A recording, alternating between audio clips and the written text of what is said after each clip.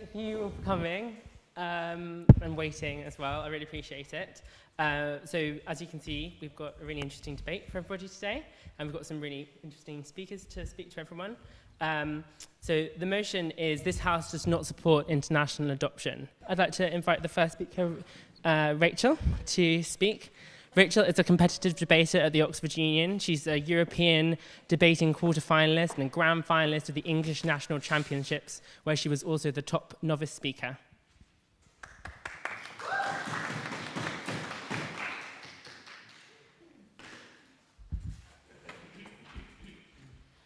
Hundreds of thousands of children across the globe are unfortunately in need of a loving and stable home.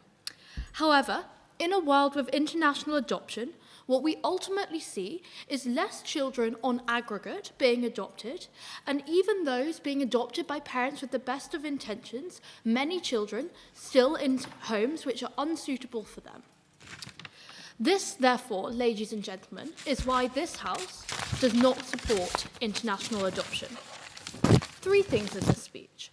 Firstly, why do more children get adopted on aggregate? Secondly, why does not having international adoption benefit the lives of more children? And thirdly, if I have time, why it ruptures bonds which these children may have or may later seek to have with their biological parents. So on to my first point. Why do we think that the level of adoption would increase if international adoption was not allowed? Okay, so let's look at why people currently go and adopt internationally. Firstly, because they genuinely believe they will be better able to benefit a child's life by adopting someone from a less privileged background in a less privileged country. Note, we think that on either side of the House, these parents will still care about trying to support a child and wanting to raise a child, so we'll just look again domestically. Secondly, we think it is because a lot of parents have a romanticised idea of having a baby and raising a baby from birth. However, in many European countries and many Western nations, children which you are able to adopt from infancy, from when they are a baby, are in short demand. We say that when you are faced, therefore, with the decision between raising a slightly older child and raising a baby, you will still choose to raise that older child because of the love and joy you know you will get from that adoption. Thirdly, we say it's because many parents don't want to go through the huge amount of regulatory and bureaucracy which you have to go to get a child in many nations like the UK and America.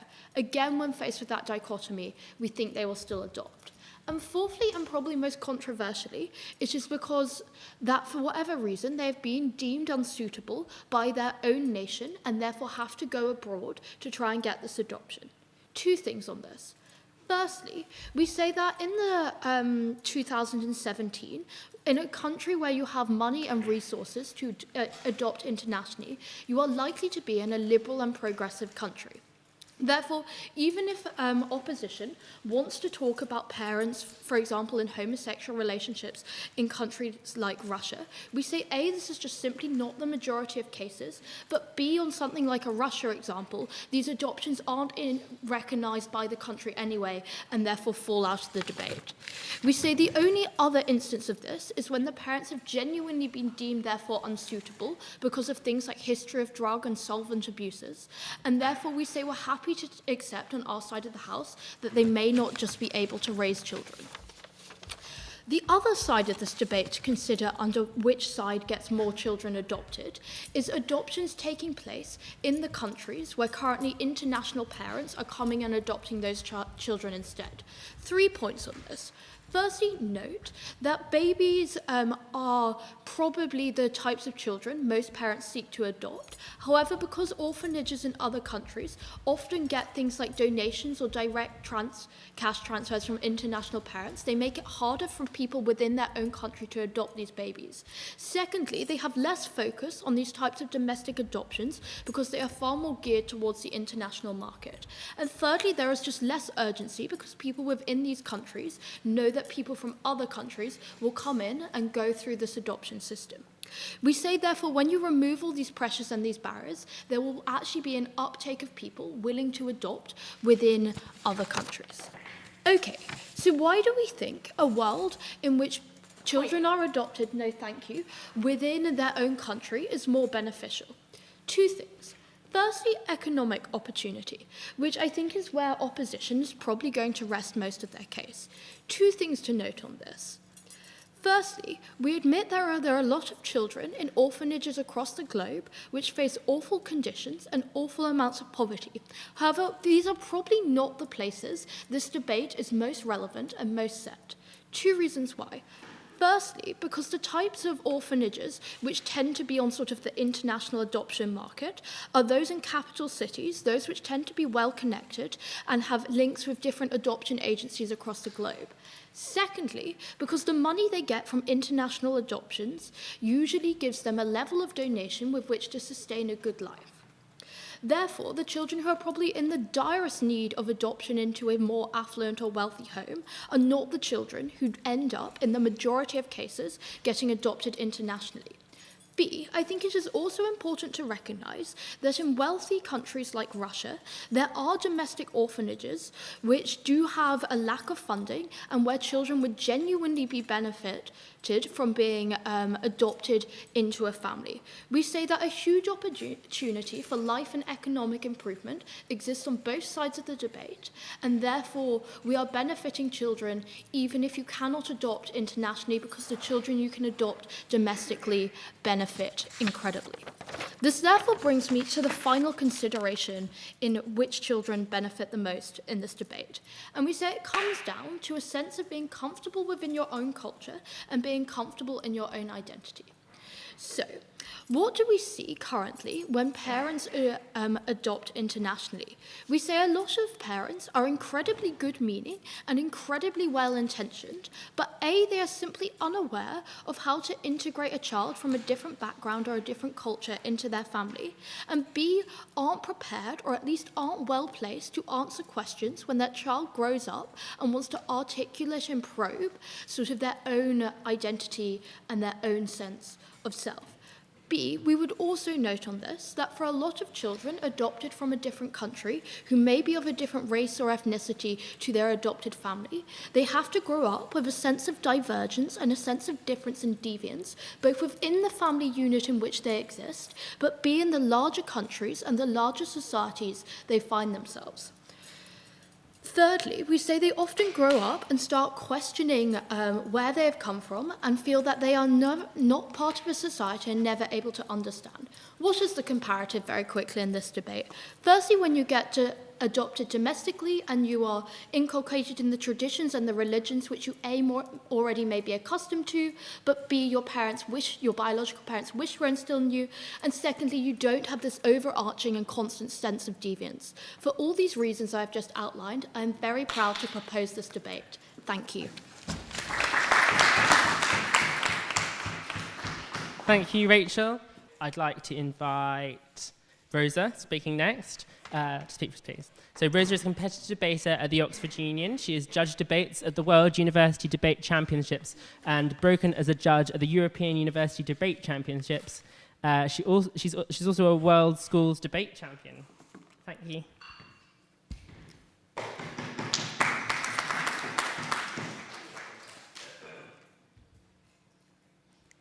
It's easy to forget about what international adoption actually does. But the reality is that it saves thousands of children every year, children who would otherwise remain in overcrowded care and foster systems in nations that frequently just can't afford to fix them. Under their side of the house, they leave children to fall through the cracks and inevitably prioritize people who are just lucky enough to be born in richer, more affluent countries. But they don't deserve that benefit. They don't deserve to be prioritized in that way. And that's the problem with the proposition in this debate. Firstly, I'm going to respond to the case we just heard, and then talk about the birth lottery that means that we should not prioritize these people and how we actually better help children who should be adopted under our side of the house. But firstly, some responses. So firstly, they wanted to talk about how there is less adoption that occurs when you allow international adoption.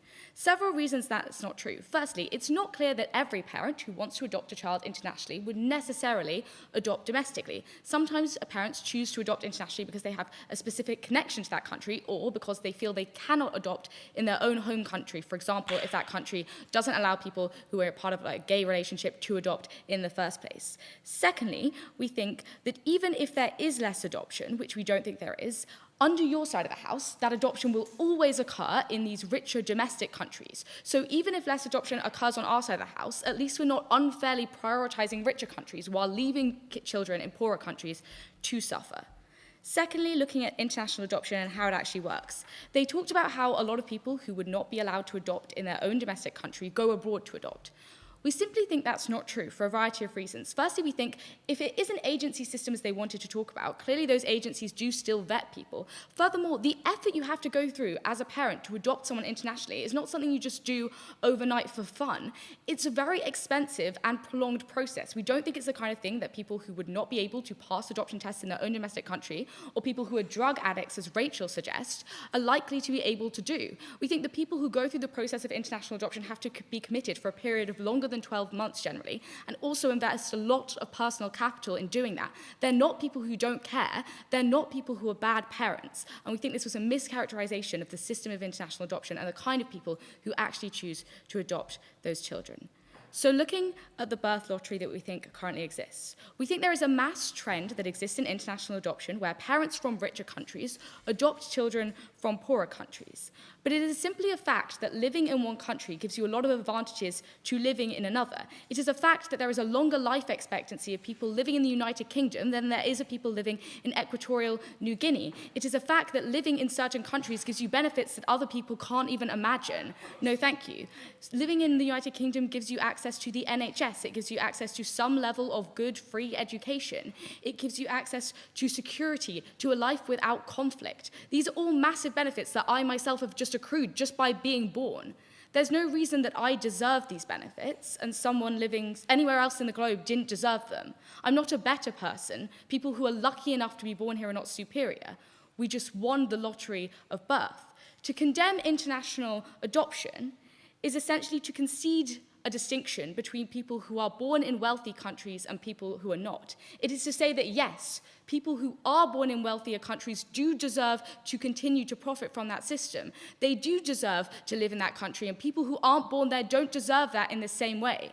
And it is problematic to suggest this. It is unfair to suggest that people who aren't born in wealthier countries should be shut out from it just because of minor problems that they can identify with the system. And therefore, even on a principle level, we think to suggest that you should condemn international adoption or that it's not a beneficial thing to do is hugely problematic. But secondly, looking at how it actually does benefit children. As I touched on earlier, we think there's a specific kind of person who is likely to engage in international adoption. We think they're the kind of parents who either have a personal connection to that country, so their heritage links them back to that country and they have a specific interest in helping children from that place. We also think it's people who have humanitarian concerns, who want to help people from other parts of the globe where they do feel people are disadvantaged. We finally think there's a third category of people who feel that it is very difficult for them to adopt domestically. Look, in the United Kingdom, there is a huge waiting list to adopt babies, and it is very difficult often for people to get on that adoption list. There are significantly more barriers to that if you are a gay couple or if you are just one of the ethnic minorities that exist in the United Kingdom, because the UK adoption system likes to pair parents with a race similar to the child that they would be adopting. So if you're of the ethnic minority, it is much harder and much slower to be able to get a child in the first place. These people just want to be parents, it's just that it's a lot slower, a lot less efficient, and a lot more difficult to do that in the United Kingdom. We think that these are the kind of people that we're talking about, the people who are likely to engage in international adoption, the people who are likely to go overseas. We think these are clearly likely to be good parents, parents who are specifically invested in these children from other countries, and people who are clearly, by virtue of engaging in international adoption in the first place, invested in putting a lot of money and a lot of time into those children. In contrast, let's look at the children that they're adopting. In the majority of cases, if those children could already be adopted domestically in their country of origin, they would already have been placed. The problem is that often those foster and care systems and adoption systems that exist in those countries are vastly overcrowded. There's simply no place for those children to go. The reality is that a lot of the pressure that is put on those systems can be alleviated by parents coming in from overseas and then adopting those children. When you don't have those parents coming in from overseas and alleviating those children, what happens is those children are left in those overcrowded foster systems. They don't, as Rachel kind of fluffily implied, get like adopted by other people domestically within that country.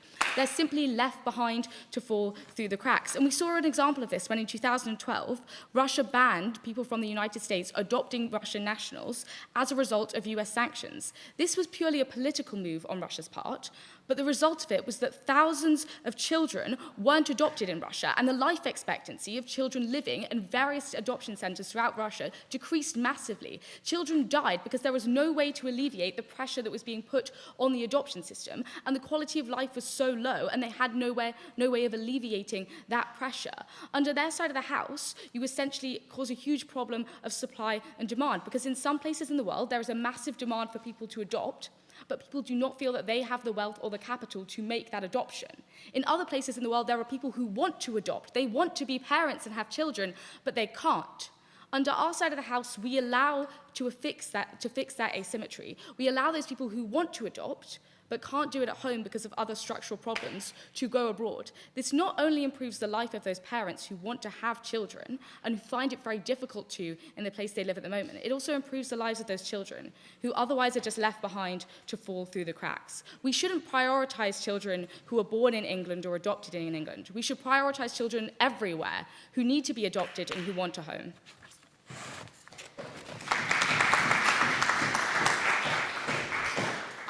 Thank you. Now I'd like to invite Brian Wong to continue the case for the proposition. Brian is a competitive debater and member of the Oxford Union Standing Committee. They are a European debating quarter-finalist and have also judged the grand finals of the Australasian Championships, alongside serving as part of the chief adjudication team for the English National Championships.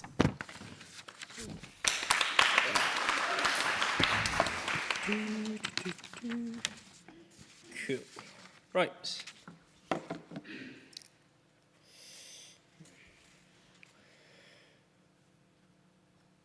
Ladies and gentlemen, the greatest injustice in the world is when you're born into a state and country where the people tells you that you don't belong to this very state, and that without your consent, in the earliest stages of your life, you've been transported to this country for the sake of your objective well-being, whilst in reality, you never consented, and in many ways, recognize that life is more than just life expectancy or so-called objective wealth. It's about whether or not you can be happy and feel content in a world where rejection is the norm. 4 things on my speech today. Chat about parents. Second of all, chat about children. Third of all, about economics and economic growth in developing countries. And fourth of all, if we have time, principle. Let's start with the parents.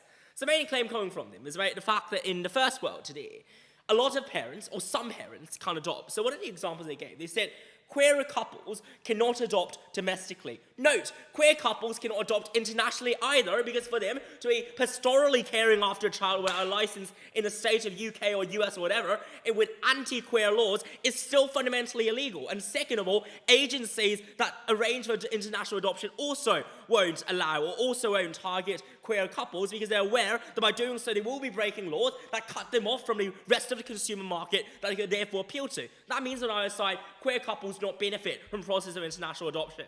Second thing you want to talk about is ethnic minorities. 3 responses there. 1, look, agencies don't reach out to them because these are often the people, because of socioeconomic stratification and status quo, can't afford to pay the exorbitant fees that adoption agencies often charge as transaction fees in a very process of arranging for adoption. So there's a targeting issue there, and these people are not even asked in the first place to adopt the children internationally. But second of all, notice that these are also the individuals that are often most able to raise political capital and galvanize their cause by saying, look, as ethnic minorities, we are denied the right to have children. This is a gross injustice that's carried out against us by the state. That is where you get the rallying call to get reforms, right? The moment when you allow certain members within this group to adopt internationally, but not others of them, that's when you dissolve the political momentum and capital to get the changes within the first world, to allow minorities to be able to adopt children from the very country they currently live in. That's important to note there. The second thing I want to say is, but hold on a second, right? There's a problem with overcrowding in the status quo with adoption agencies. My response to that is to show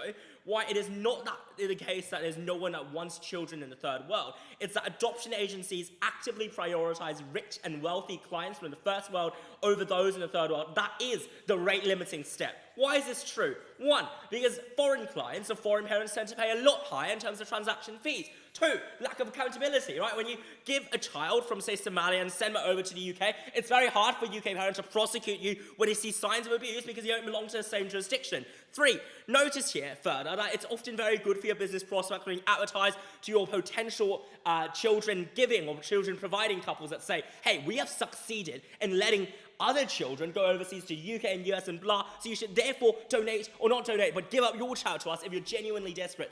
All of these are reasons why it is not the case that no one wants children in these countries. It's the case that the adoption agencies are the fundamental culprits that redirect the flow and construct the illusion that makes you believe that fundamentally no one wants children in these countries. That is where we bring in the fact that there are many queer couples and minority couples and poor couples in these countries as well that deserve the right to have a child and are currently being denied the opportunity to do so. The way I posit you can weigh between parents in the first world and third world is that to the extent that the first world is pillaged, conquered, and taken away from the third world, there's a redistribution of GDP implicitly that suggests that we ought to prioritize the parents in the third world that deserve as much as any other couple in a privileged first world, if not more so, the right to adopt. Secondly, children.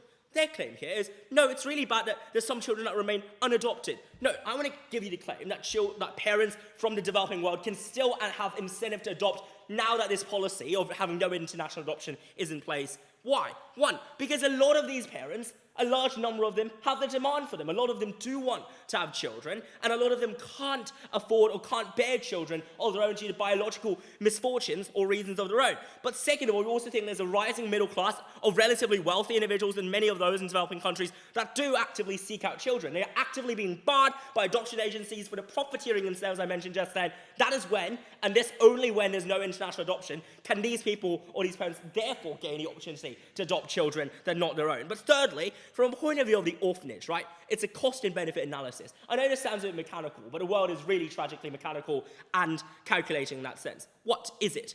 When an orphanage has a certain number of children, it has operating costs. That means the number of children, as it increases, the costs also increase, right?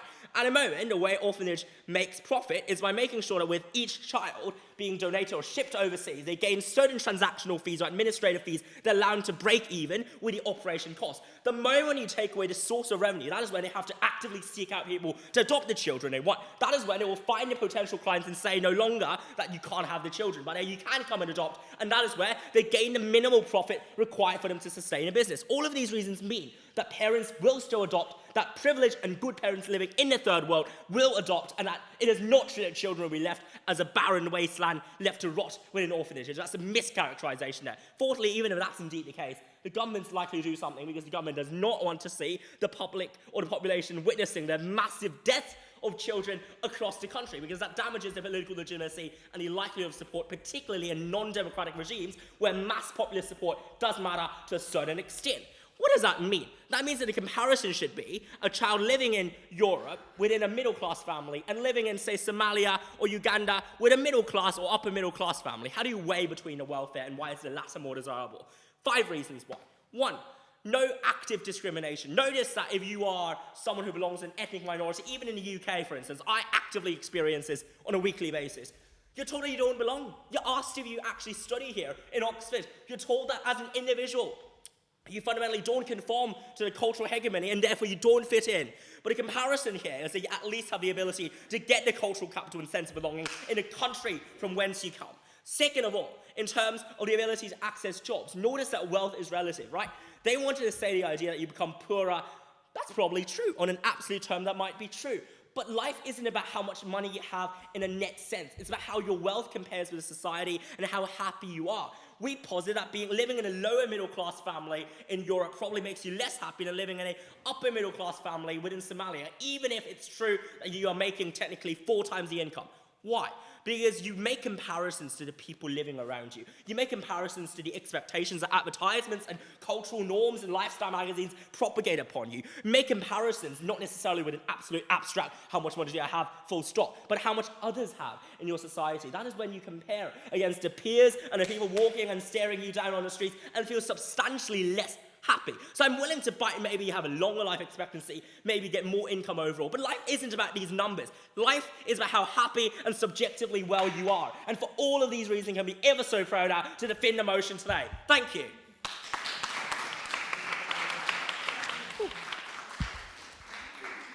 Thank you, Brian.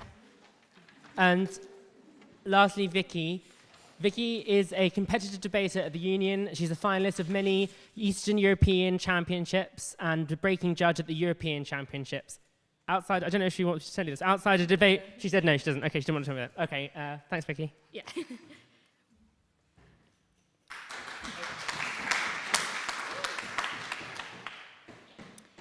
International adoption saves thousands of kids from lives in poverty and, in many cases, very few opportunities for self-actualization, joy, and happiness. Also, what it does, it helps bridge the gap and bridge the divide between cultures and nations in the way that most other mechanisms don't do. I will talk about broadly breaking stereotypes and how international adoption helps that, but before that, I will briefly rebut what Brian said.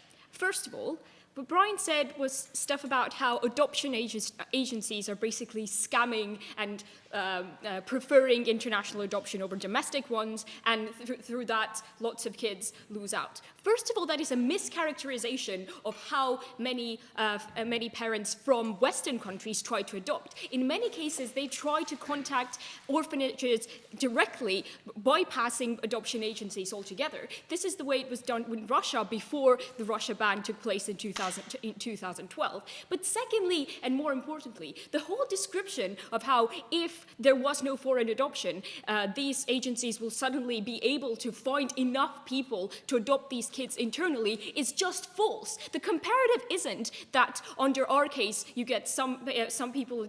The comparative isn't people getting adopted by people from the Western nations versus people getting adopted internally. The comparative is they won't get adopted at all, because this is specifically what happened in Russia. After 2012, when American adoption was banned, and America was one of the biggest sources of adoption for Russian orphanages, thousands of kids were left in terrible orphanages with no way out. Because even if these adoption agencies will have the incentive to seek out adoptees or like parents from the internal market, there just isn't enough parents to adopt these kids. Because of the poor social systems in these states, it's quite likely that orphanages are crowded and many people don't have the money or the motivation to adopt them. So even if it is true that to some extent these agencies are scamming, they just won't find enough parents to adopt these kids, and the outcome is still the same. They're stuck in overcrowded, underfunded,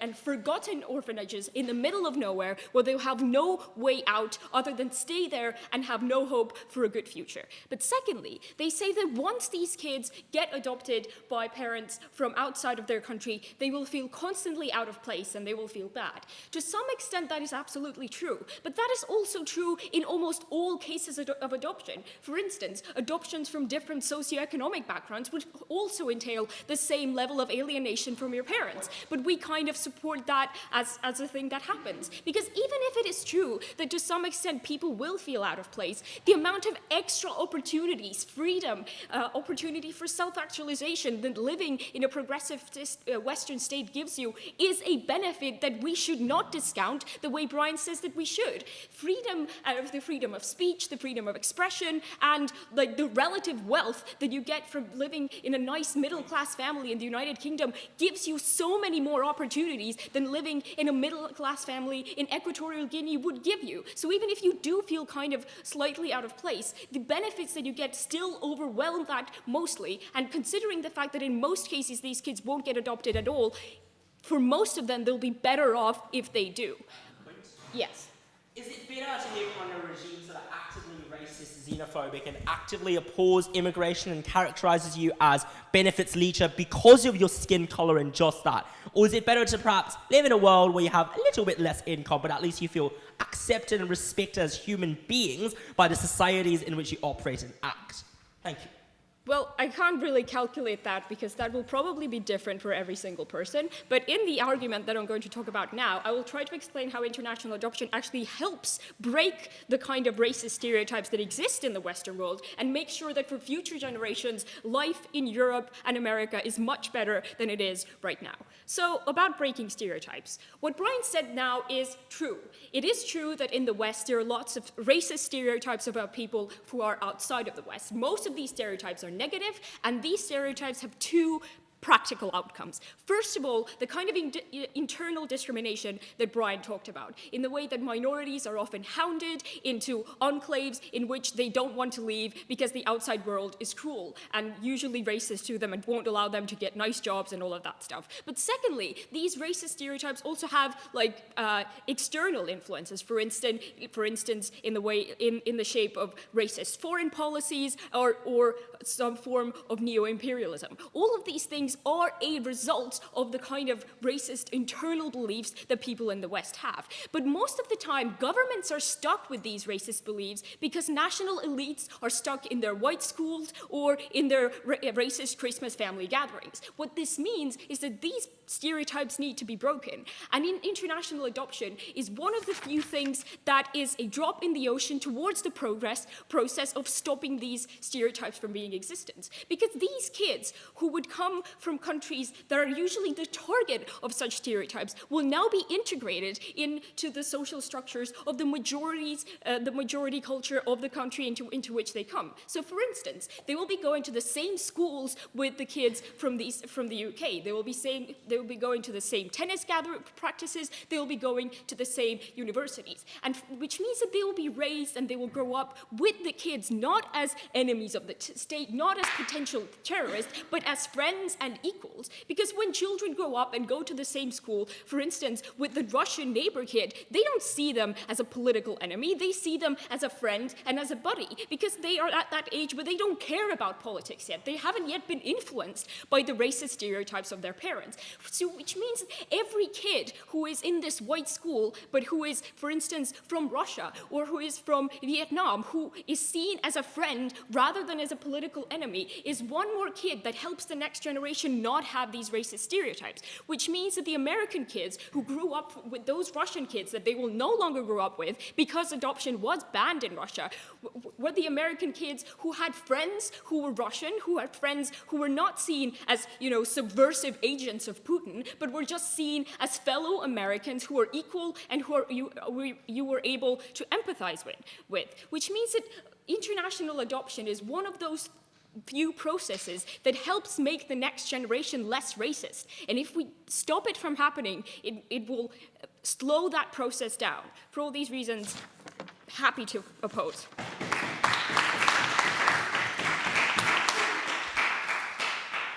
Thank you, everybody. We're going to have questions now. Hopefully, lots of people got questions. But you've got to bear with us because we've got one microphone. So Kate's going to... just a reminder to the debaters, you've got that microphone, and you're going to have to wait for the microphone to come back to you before you can give your answers. Sorry, as well, can you make sure you state kind of who the question is to? Okay. Thank you very much, speakers. I'd like to draw upon what Brian's point that the First World, and indeed the Western world, has pillaged and profited from the destruction of the Third World. Doesn't international adoption promote the white saviour complex and in turn progress white supremacy?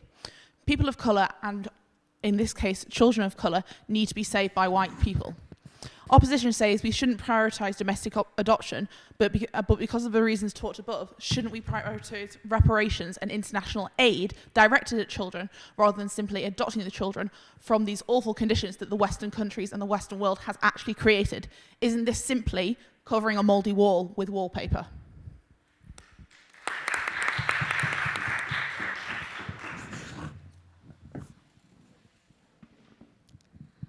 I think our answer to that would probably be that whilst the white saviour complex clearly is a problem, firstly, I think we would suggest that clearly wasn't created by international adoption, even if that is now a part of the narrative, and that clearly a much larger part of that narrative that's been created has, for example, been like American interventionist policy or other kinds of foreign policy. We would probably also suggest that the parents themselves do not see it as part of the white saviour complex. They simply want to have a child and also frequently are, a lot of the people who do engage in international adoption are frequently people of colour themselves who would rather adopt from places where they feel personal connection to than from places they maybe have moved to. I think that in terms of it covering up problems, I don't think giving aid to these countries and trying to give reparations back and international adoption are mutually exclusive things. And I think that it is fully possible for parents to want to have children and be able to alleviate the problem that might exist in orphanages, whilst the United Kingdom could also give aid and reparations back to those countries. So it's not necessarily true that like that would fall on either side of the debate, and that that issue could actually potentially be addressed better by fostering greater integration through international adoption and not focusing so much on national borders, but more the problems that have been caused and how they can be integrated better.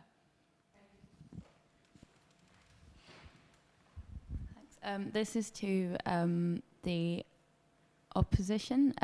I was just wondering whether you or not you see kind of a problem with the idea of kind of speaking of the benefits that having children from like third world countries coming to the UK, for example, might have in terms of like eradicating racism and stuff like that, in terms of the way it might use these kind of vulnerable children as a means to an end, while in turn those people are actually bearing the brunt of those racist stereotypes.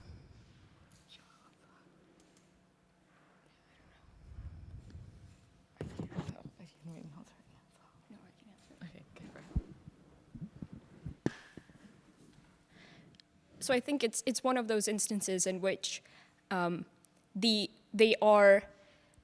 can be a means to an end at the same time as they themselves are also happy. So it's not necessarily like mutually exclusive that they themselves are happy and a means to an end. So because in most cases we do think that the kind of families that are willing to go through the immense amount of pain and money to get them in are probably families that are going to try to make their lives as easy as possible.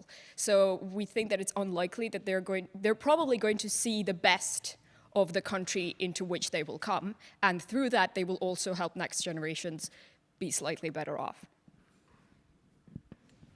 Can you just hold on to the microphone while anyone else got a thought or question?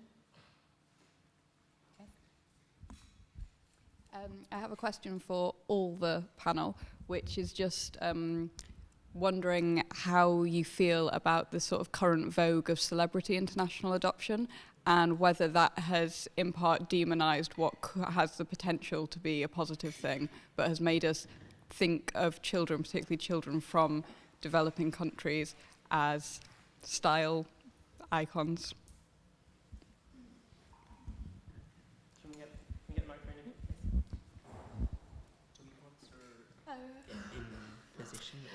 Yeah, that's okay. So I'm going to answer this from the perspective of the proposition, even as you now might be a good time to stress is that nothing that any of the four of us said in any way, shape or form reflect our own personal views. We're not experts on adoption. We're simply sort of ordinary students who've been asked as an academic exercise to think of points for and against this idea, rather than this being personally what I believe.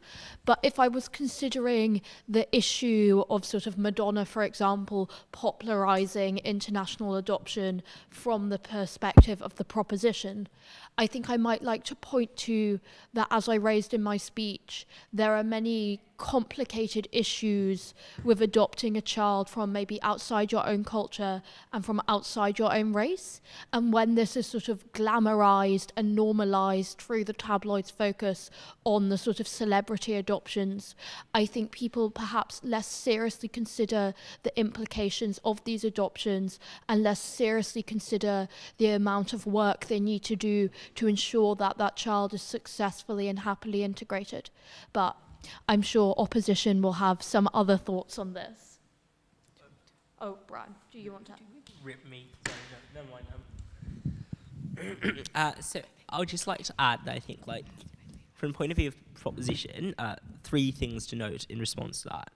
First of all, well, generally, yeah, definitely, it is a problem. Why? First, I think because of the idea of glamorization and the fact that we often see it as a trend in a fashion, it promotes this short-termist thinking where parents often think, it's fashionable that I have this child now, without considering the project of raising a child a lifelong and a long-term one necessarily. So that's the first problem. Second problem, you might feel pressurized because of the implicit or explicit normalization process into having a child yourself. Maybe you're white and privileged and you belong to upper middle class, you just get a child because, you know what, like the Susan or like, I don't know, Lucy next door also has one coincidentally, or Bob, or Dylan. Okay, and finally, I think the fetishization of a particular race is symbolically violent. I think it is violent in the sense that it imposes an unnatural categorization that children from a certain culture, from the Occidental or from the other, should be fetishized for whom they are and where they are. And that very nature of categorization of them as an accessory from which you can derive cultural or personal meaning is an instrumentalization that doesn't treat them as an ends itself or doesn't compensate them at all because you see them as merely an accessory, like a Tamagotchi. Has anyone played them before? No? Tamagotchis are great! Anyway, sorry. Back.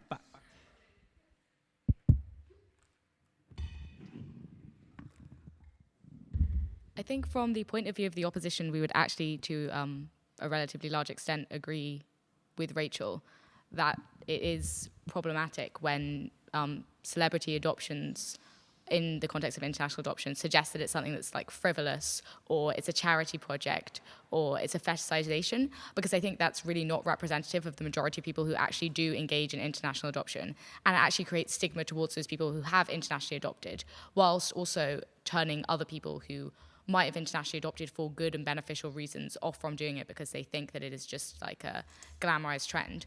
I also think it's a bit disingenuous of like proposition response to suggest that people see Madonna adopt a child and are suddenly like, I'm going to get me my own child because like Lucy next door's got a child. Like, I don't think that there's like been a trend of like, I don't think like a child is a child, not just for Christmas, has really been a trend that we've seen with international adoption. And whilst I do think that there is definitely a negative stereotype which has come from celebrities adopting internationally, I don't think it's created this vast wave of people who are adopting for the wrong reasons, given that there's still so many barriers to adopting internationally, so much money, time, and emotional stress you have to put in. I don't think it's fair to say that a lot of people have been doing this for like frivolous reasons or because someone next door has done it as well. I just don't think that's why people want children.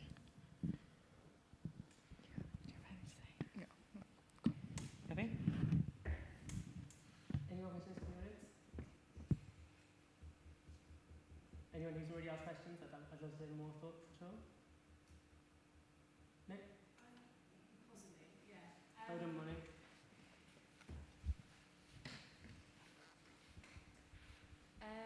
This is just a question I was thinking of whilst you were speaking. Do children who are adopted lose a part of their culture and a massive part of their culture as they grow up in a different culture?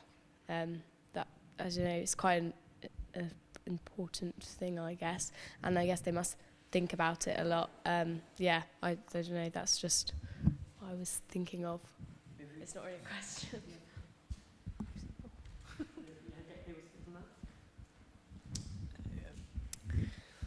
So the question was about the loss of culture.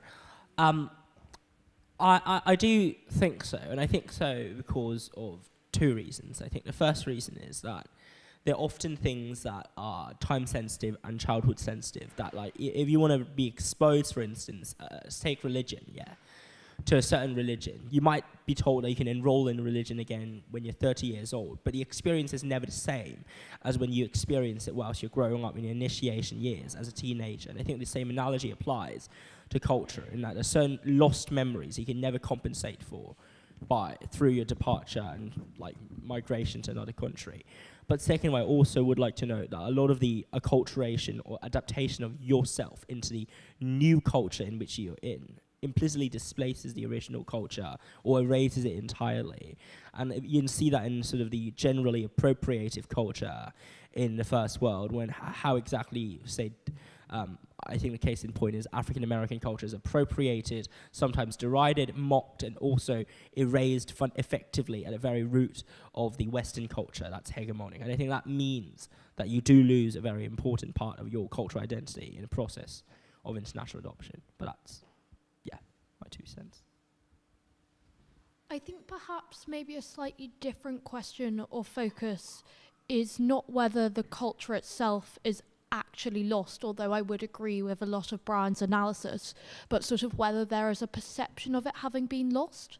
For example, knowing that you were originally from a different country, but now don't understand the politics or religion of that country, or meeting someone for the first time on a street and them asking you, where are you from, or sort of where are you originally from, and having that inability to connect to a background which other people sort of impose on you. And I think it's almost perhaps an awareness that some part, or a feeling that some part of you is lost or missing, rather than the actual missing of that culture, which can be sort of more detrimental and more harmful to someone's psychology and sense of innate identity.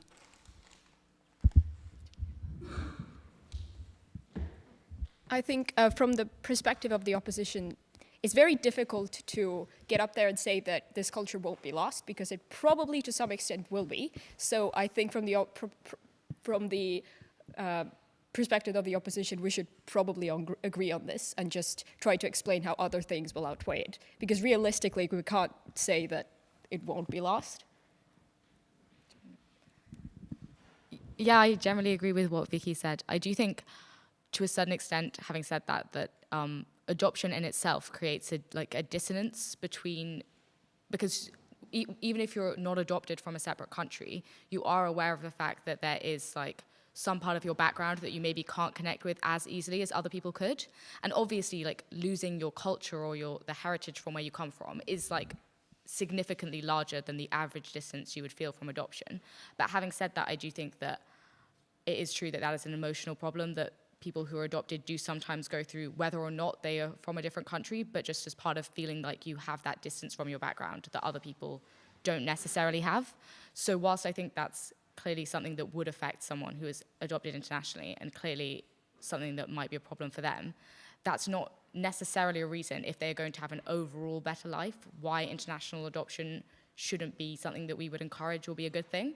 Because if that kind of dissonance and distance is going to happen to a certain extent anyway, presumably all we can do is ensure that they have the best possible life with the greatest possible opportunities to create their own new traditions and create their own new stability and have their own new opportunities. And if in a certain situation the best way you can do that is by giving them a home abroad, then that might be for the best.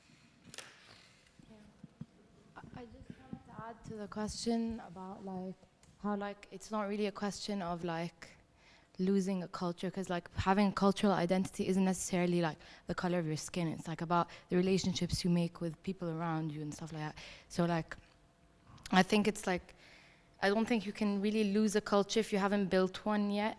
So I think it's not a question. I don't think adoption should be seen as something as displacement from one culture to the other, or migrating from one culture to another. It's more of finding a safe space to create your own cultural identity. I don't think it should be seen something as losing identity. I think it should be seen something as gaining your own sense of identity, and that helps with opposing the your debate about cultural cohesion and integration and stuff like that. Yeah, it would help overcome the issues of racism and stuff if you start looking at culture as not something that's split by barriers of skin or geography or whatever, but it should be something that you should just build. Yeah, that's right.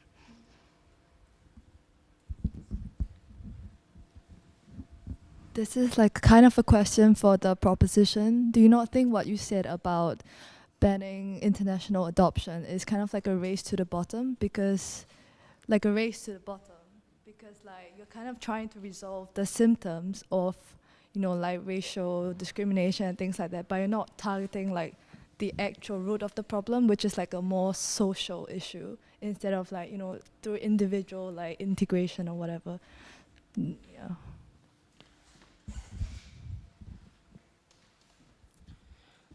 So I think there are two comments I'll make. First of all, I definitely agree that there are many root causes to the issues we talked about. But second of all, I'd just like to clarify, I think we're ultimately not here to say we're going to ban or enforce a certain policy. We're not. We think on a net comparison in general, we thought that international adoption may have caused more harm than good. So in tailoring it to your question, I think I would argue that I think, yeah, there are obviously root problems to do with a society that have nothing to do with adoption.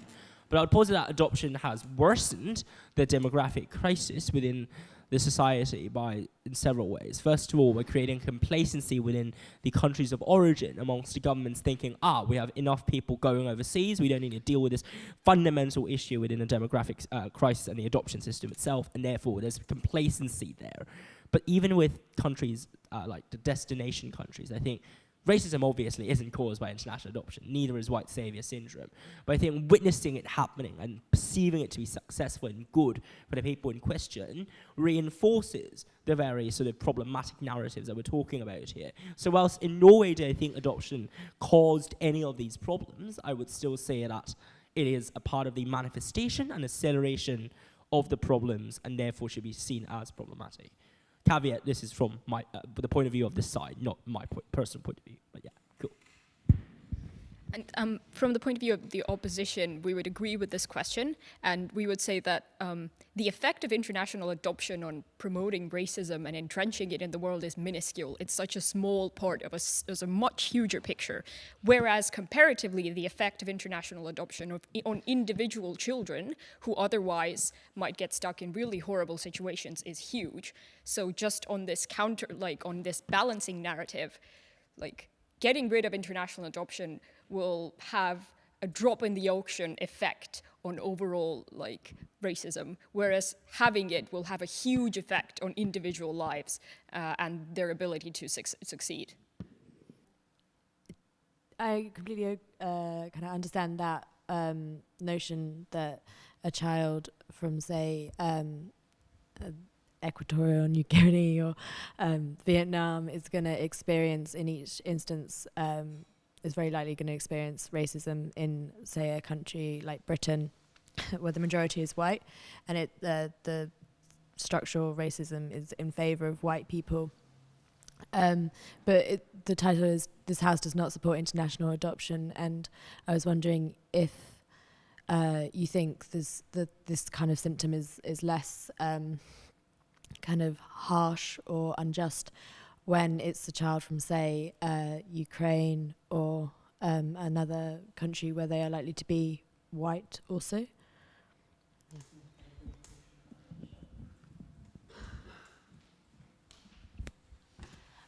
Probably two quick responses on that. Firstly, sort of, even if that doesn't occur, I think just purely from the perspective of the proposition, because of all the other reasons we outlined, which weren't necessarily to do with race or culture, there are still many systemic problems with international adoption.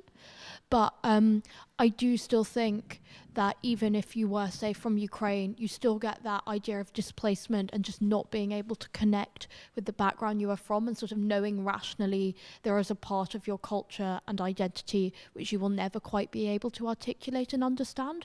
So it still can become a problem. Sorry, I was trying to be quick.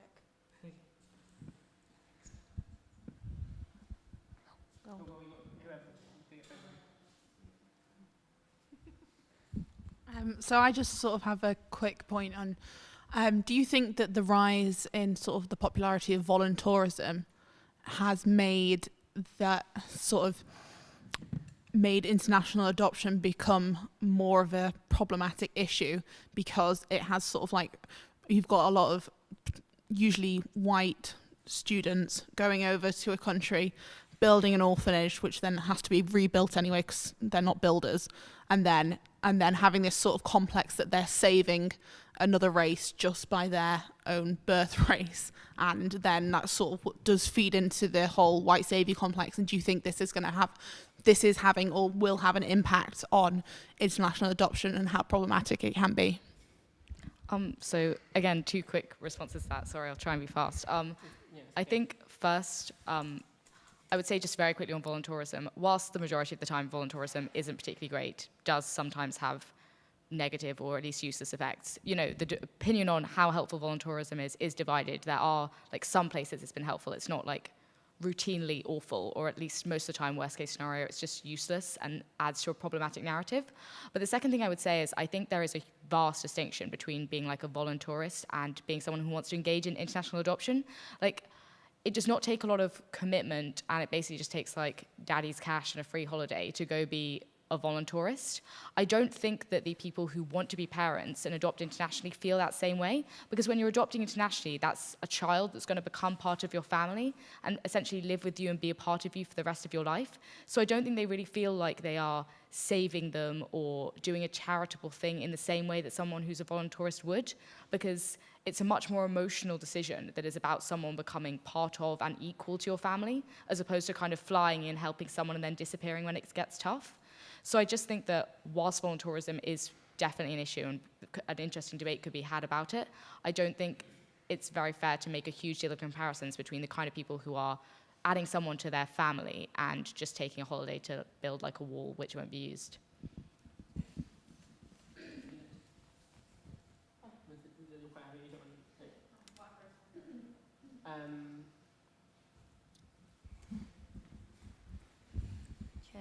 I was just going to ask whether you see a problem or whether you see a relationship between international adoption and like the colonial project and neo-colonialism in general, because I feel like a lot of the rhetoric that's been used to like defend international adoption kind of echoes like colonial narratives like in the past and present, such as like, oh, you know, to give them a better life, to kind of like give them better opportunities and like that kind of rhetoric. And I just wonder whether you see that as a problem or whether you, I think, like, I'll say something quickly and then Vicky can say something. I think there's a difference between the like narrative that supports international adoption and what individual parents think of when they're making that international adoption. So I think whilst there may be a problem with the narrative of international adoption and what other people then use that narrative to be a part of, I don't think that individual parents who just want a child, I don't think they're thinking of that in the same colonial way. I think they tend to be parents who, like, for whatever reason, find it difficult or think it will take a very long time to adopt a child domestically and see children in other orphanages where that waiting process doesn't exist and a child needs a home. So I think on an individual basis, I just don't think that kind of neo-colonialist mentality exists in the same way. I do think, and maybe this is diverting a bit from, well, like, even from opposition position, I think that it may be true that that narrative is then kind of used and abused on a broader level to feed into neo-colonialism, but I don't think that means that we shouldn't allow those individual parents to make that choice if they're going to give them a good home. It's just unfortunate that that narrative exists and then co-opts the fact that it happens, if that makes sense. Yeah, he basically said what I want to say. Quite happy. I think, have we got any more thoughts to share? Can I have, I just think that this whole thing is supposed to be a kind of process of like decolonization and like integration and stuff like that. I don't think it should be seen as like a neo-colonial. I think that's so like extreme. I get your thought, but like I just think that it's quite detrimental to the whole process, like to the whole concept of like adoption and international like just. Yeah, I just think it's, I don't think, like, colonialism is just a very, I think it's just like a very harsh way of putting it. Like, I don't think it should be in that narrative at all. But nothing to do with like directly that comment, but I would just like to note, I think epistemically, when we see or view instance or knowledge and understand knowledge through lenses of decolonialism or colonialism, we're effectively reinforcing the power structure of colonialism by viewing instance and events and occurrences and disruptions through the lenses of the colonial. And I think Foucault is quite right when he says that by trying to shatter the power directly, you also create the anti-power. And I think we have to understand that the only way to outperform or to deconstruct genuinely the idea of colonialism is when we don't only put or locate discourses within the framework of colonialism or anti-colonialism or post-colonialism, but to create a spontaneous epistemic eruption that disrupts the entire order. And I think that's what it means to be genuinely free from the chains of colonialism, because till we can abandon it from our discourse and the way we see the world, I don't think that is genuine freedom. I think that's only, as Frantz Fanon puts it, we are living ultimately as the wretched of the earth. And that's it. Thank you.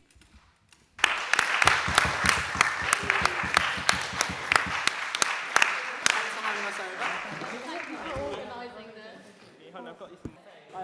I hope you realise nothing that I said was actually what I believed it. So no, I'm really interested to ask you. You were quite apologetic, but I didn't expect that. That was interesting. For my what? You two were quite kind of like, you felt nervous. No, I think it's just a problem. So a lot of competitive debates are filmed, and then People even just like, thought, It's oh, very yeah, so different. like I think it's one- just very different speaking in front of people who don't debate because, like, when you debate competitively and you're doing motions all the time. Yeah, like, and everyone no knows one never who's to take also a anything debater you and watching say. a debate would ever take anything you say as like something you might believe. Whereas when you're not seeing that all the time, I think it's just like even if you know. forget. I've had a guy come up to me hard after to, the like, union think. and asked me if I was genuinely a far-right supporter because I defended the divine right of kings in a union debate. I said no. Yeah, I found No. that so interesting.